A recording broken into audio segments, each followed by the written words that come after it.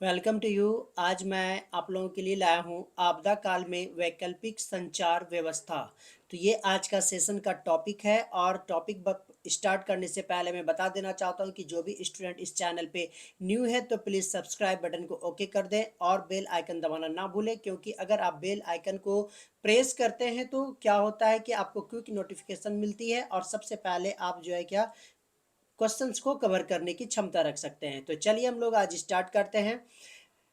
पहला क्वेश्चन है, सामान्य संचार व्यवस्था के बाधित होने का मुख्य कारण क्या है? केबल का टूट जाना, संचार टावरों की दूरी, टावरों की ऊंचाई में कमी, या फिर कोई नहीं। तो राइट आंसर हो जाएगा आपका केबल का टूट जाना। तो इसके संदर्भ में हम लोग व्याख्या देख लेते हैं। देखिए, कहता है कि सबसे पहले आपको पता करना पड़ेगा कि संचार आखिर कहते किसको है। तो संचार एक ऐसी प्रक्रिया है जिसके द्वारा जितने भी मनुष्य हैं या फिर प्राणी भी हैं, जो भी जीव जंतु हैं, सभी जो है विभिन्न माध्यमों के द्वारा सूचना को क्या करते हैं, आदान प्रदान करते हैं। तो वो क्या कहलाता है, संचार कहलाता है। जैसे ये अगर बात की जाए जानवरों में, तो यस, जानवरों में भी संचार का माध्यम होता है, लेकिन उनकी भाषा अलग होती है।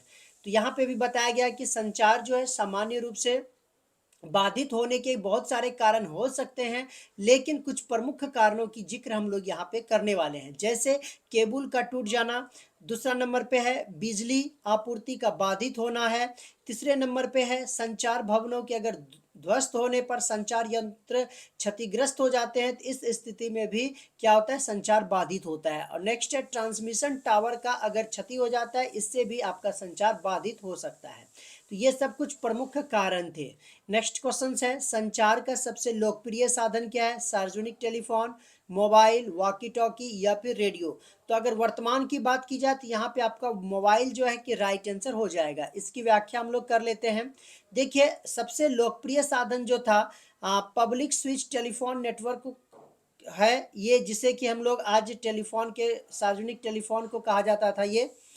और इसके माध्यम से हम लोग ध्वनि, फैक्स, डाटा का संप्रेषण, आदान प्रदान जो करते हैं, सब इसके द्वारा होता था। कहाँ कहाँ होता था? सरकारी कार्यालयों में होता था, निजी कार्यालय में होता था, अग्निशमन केंद्रों में होता था, अस्पताल में होता था, और बहुत सारे घरों में भी देखने के लिए मिला था। और बिजनेसमैन जो भी थे, कल कारखाने, वहां के स्थानों से इसको जोड़ने का काम किया गया था। किसको? तो टेलीफोन को, सार्वजनिक टेलीफोन का। लेकिन वर्तमान में जो है मोबाइल फोनों का प्रयोग हम लोग देखते हैं कि सबसे ज़्यादा होने लगा है, इसलिए आपका राइट आंसर भी मोबाइल पे ही आपको क्लिक करना पड़ेगा। नेक्स्ट क्वेश्चन है, सुदूर संवेदी उपग्रह जिसको हम लोग रिमोट सेंसिंग उपग्रह का प्रयोग किसके लिए होता है, ये पूछा गया है। देखिए, पहला है दूरसंचार के लिए, मौसम विज्ञान के लिए, संसाधनों की खोज के लिए, या फिर दूरदर्शन के लिए। तो ये जो है संसाधनों की खोज के लिए जो है रिमोट सेंसिंग उपग्रह का प्रयोग किया जाता था। तो इसकी व्याख्या हम लोग देख लेते हैं। कहता है कि अंतरिक्ष में स्थापित जितने भी उपग्रह हैं, आपको पता है कि बहुत सारे प्रकार के होते हैं ये सभी उपग्रह, जिसमें से विभिन्न उद्देश्यों को प्राप्त करने के लिए जो है इसमें क्या किया जाता है, वहाँ की जानकारी प्राप्त करने के लिए उपग्रह में संचार को जोड़ा जाता है। ओके। और कुछ ऐसे भी हैं जैसे सुदूर संवेदी उपग्रह, जिसमें से प्रमुख है, और संचार उपग्रह प्रमुख है।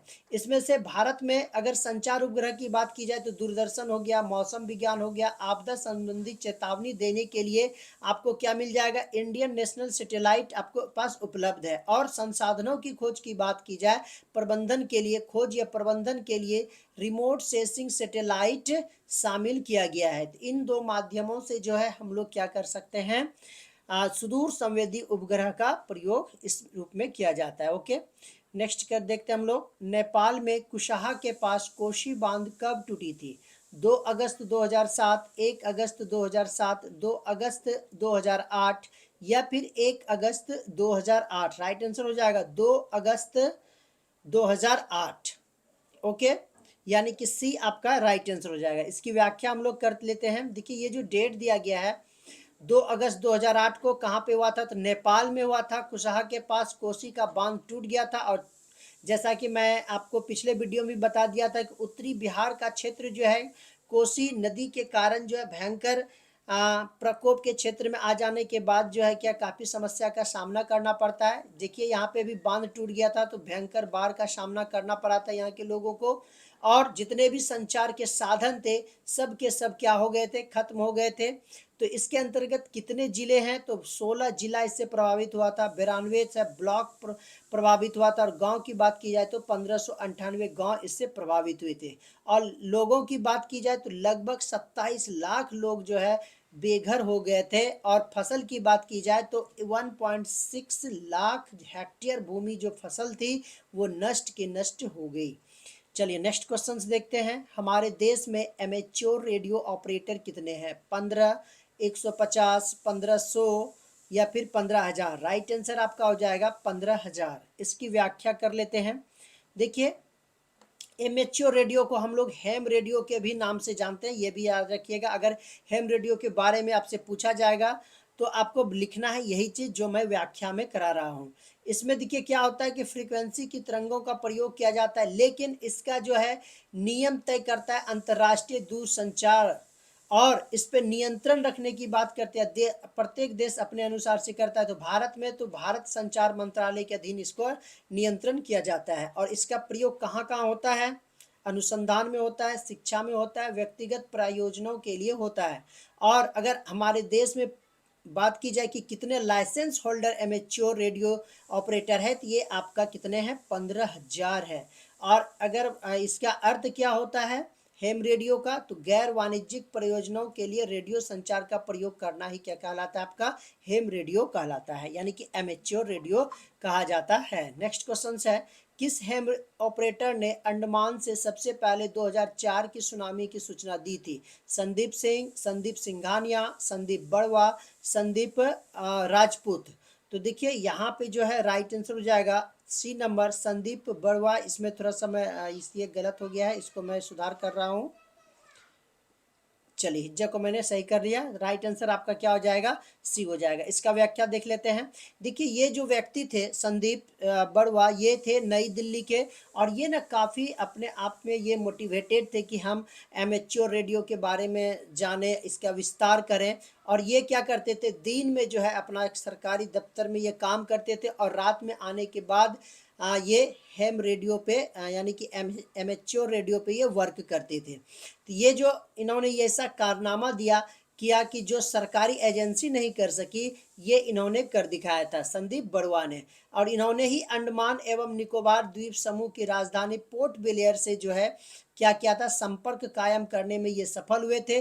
और वहाँ पे फंसे लोगों को, अब बात आती है फंसे लोग कहाँ के थे, तो यहाँ इस समय सुनामी आई हुई थी। सुनामी के प्रकोप के कारण यहाँ पे लोग फंस गए थे, और इनका जो है क्या किसी से बात नहीं हो पा रही थी अपने परिवारों से, तो इन्होंने बात कराई अपने परिवारों से सभी को। तो ये जो था संदेश को आदान प्रदान करने में इनकी ही महत्वपूर्ण भूमिका रही थी। ओके नेक्स्ट क्वेश्चन है, रेडियो संचार होती है, क्या होती है? इलेक्ट्रोमैग्नेटिक है, इलेक्ट्रॉनिक्स है, मैग्नेटिक है, एमेच्योर रेडियो है? तो राइट आंसर आपका हो जाएगा इलेक्ट्रोमैग्नेटिक। इसकी व्याख्या देख लेते हैं हम लोग। देखिए रेडियो तरंग जो होती है वो इलेक्ट्रोमैग्नेटिक होती है, जिसके वजह से देखिए क्या होता है कि एक एंटीना होता है, एंटीना के द्वारा ही एक स्थान से दूसरे स्थान तक जो है संचार का माध्यम होता है। और रेडियो तरंगे किस प्रकार से हो सकती है? निम्न और अत्यधिक उच्च फ्रीक्वेंसी की हो सकती है। जैसे आप लोग को पता है इनका रेंज अगर बताया जाए तो 5 से लेके 50 किलोमीटर होती है। जैसे हम लोग वाकी टॉकी का प्रयोग करते हैं, वाकी टॉकी ये काफ़ी महत्वपूर्ण हो जाता है जिस समय जो है किसी भी प्रकार की आपदा आती है, तो काफ़ी महत्वपूर्ण रोल निभाता है ये रेडियो तरंग जो इलेक्ट्रोमैग्नेटिक की होती है। तो आज का वीडियो यहीं तक। अगर आपको वीडियो पसंद आया तो अपने दोस्तों में भी जो है आप शेयर करें, और अगर आप चैनल पे न्यू है तो प्लीज़ सब्सक्राइब बटन को ओके कर दें। धन्यवाद।